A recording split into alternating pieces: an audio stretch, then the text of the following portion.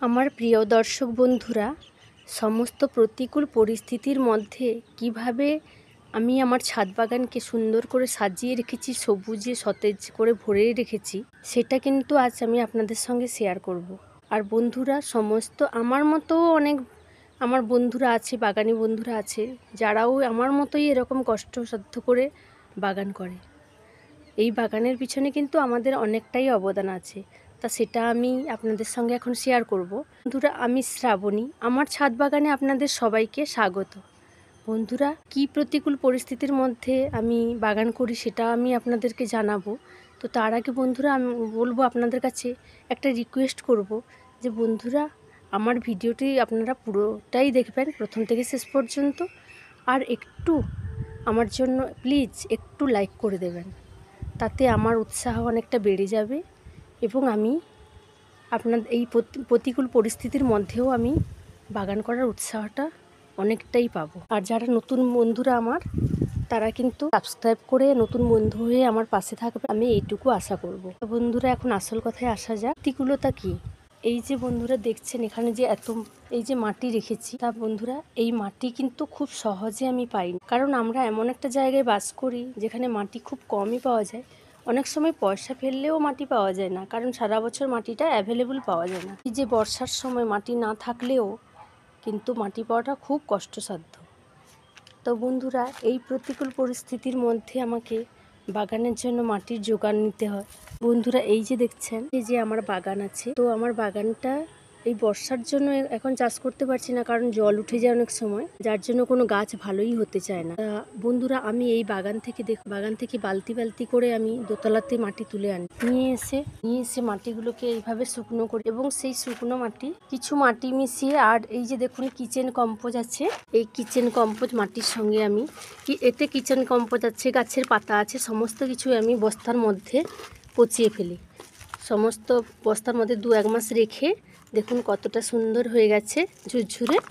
তা বন্ধুরা, এবার আমি এইটাকে এই মাটির সঙ্গে অ্যাড করে দেবো, দিলে আমার কিছুটা মাটির পরিমাণ বেড়ে যাবে। তো এবার এর সঙ্গে আমি আবার কিছুটা গোবর সারও দিয়ে দেব। হাতের কাছে যখন যা পাই তাই দিয়ে আমি তৈরি করে নিই। এইভাবে মাটি তৈরি করে আমি শীতের বাগানটাকে সুন্দর সবুজ করে সাজিয়ে নেব। আর সেই সাজানোর পেছনে বন্ধুরা আপনাদেরও অবদান কম নয়, আপনাদের উৎসাহ কিন্তু আমাদেরকে এগিয়ে যেতে অনেকটাই সাহায্য করে। এই যে দেখুন বন্ধুরা, এই যে গ্রো ব্যাগের মধ্যে আমি এখন সমস্ত মাটিটা আমি এই গ্রো ব্যাগের মধ্যে ভরে ফেলব। দিয়ে আমি যে কপির চারাগুলো করেছি, তো সেই কপির চারাগুলো এখন আমি লাগিয়ে ফেলব। তাছাড়াও বন্ধুরা, এবছর আমাদেরকে অনেক প্রতিকূল অবস্থার মধ্যে দিয়ে যেতে হচ্ছে। আবহাওয়া তো ভীষণভাবে বাদ সাধছে আমাদের জন্য। তো মানে জ্যৈষ্ঠ মাস থেকে সেই যে বর্ষা লাগিয়েছে, এখনও ছাড়ার নামগন্ধ নেই। আবার যেদিন বন্ধ থাকছে তখন কিন্তু আবার ভীষণই রোদ্দুর। সেই রোদ্দুরের মধ্যে গাছেরও আবার ভীষণ ক্ষতি হয়ে যাচ্ছে। বর্ষা হচ্ছে তো একদম ভাসিয়ে দিয়ে যাচ্ছে, এতে আমাদের অনেক গাছ আমাদের নষ্টও হয়ে যাচ্ছে। তবু এই প্রতিকূল পরিস্থিতির মধ্যেও আমরা চেষ্টা করে যাচ্ছি, আপ্রাণভাবে চেষ্টা করে যাচ্ছি, যাতে আমরা এদেরকে আরও বাঁচিয়ে রাখতে পারি। যার জন্য গাছের সেরকম বিশেষ যে খুব গ্রোথ আছে তা নয়, গাছগুলো একটু মানে সেরকম সবুজ নেই, একটু হলুদ ভাবও এসে যাচ্ছে। আর যেদিন রোদ্দুর হচ্ছে তো সেটা মানে একদম এতটাই রোদ্দুর যে গাছের ভীষণ ক্ষতিও হয়ে যাচ্ছে। তা বন্ধুরা, সমস্ত রকম প্রতিকূল পরিস্থিতি নিয়ে আমাদের এইভাবে এগিয়ে যেতে হবে। আপনারাও তাই পাশে থাকুন, এটা আমরা চাই। এটা আমি আশা করব যে আপনারাও এইভাবে আমাদের পাশে থাকুন, যাতে আমরা আপনাদের উৎসাহে যাতে আমি আরও এগিয়ে যেতে পারি। তা বন্ধুরা, এখন যে গ্রো ব্যাগগুলো রেডি করেছি সেগুলোতে আমরা কপির চারাগুলো এবার লাগিয়ে, এই যে গামলার মধ্যে ওলকপির চারাগুলো করে রেখেছি বন্ধুরা, এই ওলকপির চারাগুলো এখন আমি লাগাবো। তো লাগানোর আগে আমাকে প্রথমে এর মধ্যে জল দিয়ে দিতে হবে, কারণ জল না দিলে শিকড়গুলো ছিঁড়ে যেতে পারে। জল দিলে মাটিটা অনেকটা আলগা হয়ে যাবে এবং মাটিটা নরম হয়ে যাবে। তখন আমি আস্তে আস্তে একটা করে কপির চারাগুলো তুলে নেব, এবং এখান থেকে চারা সংগ্রহ করে আমি গ্রো ব্যাগ বানিয়ে রেখেছি, সেই গ্রো ব্যাগের মধ্যে আমি এগুলোকে লাগিয়ে ফেলবো খুব সহজেই। বন্ধুরা, শীত আসতে আর বেশি দেরি নেই, হাতে আমাদের মাত্র আর 1 মাস আছে। এই 1 মাসের মধ্যে আমাদেরকে সব কিছু সুন্দরভাবে রেডি করে নিতে হবে, এবং তাহলে আমরা খুব সহজে এবং অনায়াসে তাড়াতাড়ি আমরা শীতের সবজিটা পেয়ে যাব। শীতকাল মানেই একটা দারুণ ব্যাপার। বন্ধুরা দেখুন, শীতকালে কিন্তু বাগানিদের জন্য ভীষণ ভালো খবর, মানে ভীষণ ভালো ব্যাপার। কারণ এই সময়ে আমরা বন্ধুরা দেখুন, আমাদের মাটিতে হোক বা ছাদ বাগানের টবে হোক, আমরা কি সুন্দর করে সমস্ত শীতের সবজি করে নিতে পারি।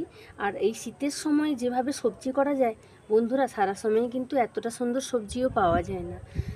আর এই যে দেখুন বন্ধুরা, ওলকপির চারাগুলো দেখুন একটু সরু সরু টাইপের হয়ে গেছে, কারণ এত ঘন হয়ে গেছিলো, দানাটা বেশি ফেলা হয়ে গেছে, তো সেই জন্যই মানে এতটা ঘন হয়ে গেছে। তো যাই হোক, এখন রোগা পাতলা থাকলে তো কী হয়েছে, পরে এদেরকে আমি যত্ন করে সুন্দর করে তুলব, সেটাও তো আমি আপনাদের সঙ্গে পরে আশা করি শেয়ার করব।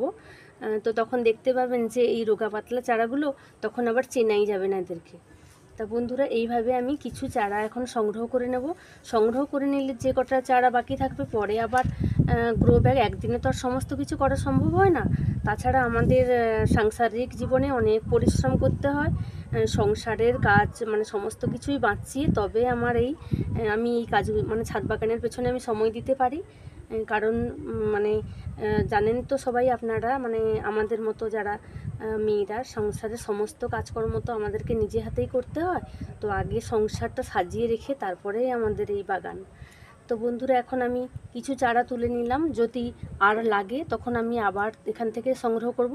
দেখুন বন্ধুরা, কতটা সুন্দর হয়েছে চারাগুলো। তো এখন আমি লাগিয়ে ফেলবো এই চারাগুলো। আর বৃষ্টিতে কিন্তু চারা খুব একটা নষ্ট হয় না, তো বসিয়ে দিই। অনেক চারা আছে, যদি নষ্ট হয় তখন আবার নতুন করে আমি বসিয়ে দেবো।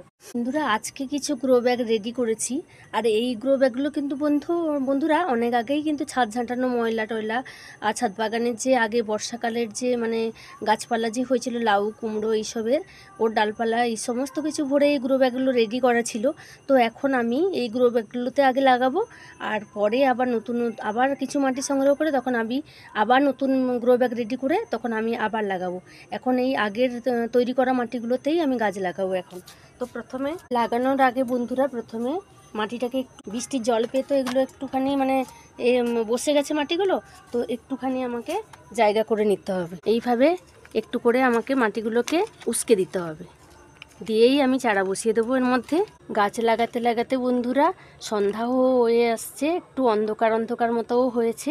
আর আমিও সাধারণত বন্ধুরা খুব রোদে আসতে পারি না, এবং মানে স্কুল থেকে বাচ্চাদেরকে নিয়ে এসে তো তবে কাজে মানে তবু মানে একটুখানি রেস্ট তো নিতেই হয়, তো সেই জন্য একটু লেট হয়ে যায় আমার আসতে। আর এই দেখুন আকাশে এদিকে মেঘও জমেছে, যার জন্য একটু অন্ধকার অন্ধকার মতো হয়ে আসছে।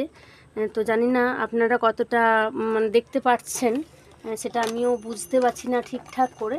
তো বন্ধুরা দেখুন, এইভাবে আমি সমস্ত গ্রো ব্যাগে কফি চারাগুলো লাগিয়ে দেব সুন্দরভাবে। আপনারাও দেরি না করে বন্ধুরা এইভাবে আপনারাও লাগিয়ে ফেলুন তাড়াতাড়ি। শীত আসার আগেই কিন্তু সব কিছু শীতের সমস্ত গাছপালা, ফুল ফল সবজি সব কিছু দিয়ে সাজিয়ে ফেলুন আপনাদের সুন্দর ছাদ বাগান। তো আচ্ছা বন্ধুরা, এই পর্যন্ত, পরের ভিডিও নিয়ে আমি আবার আসবো। টাটা।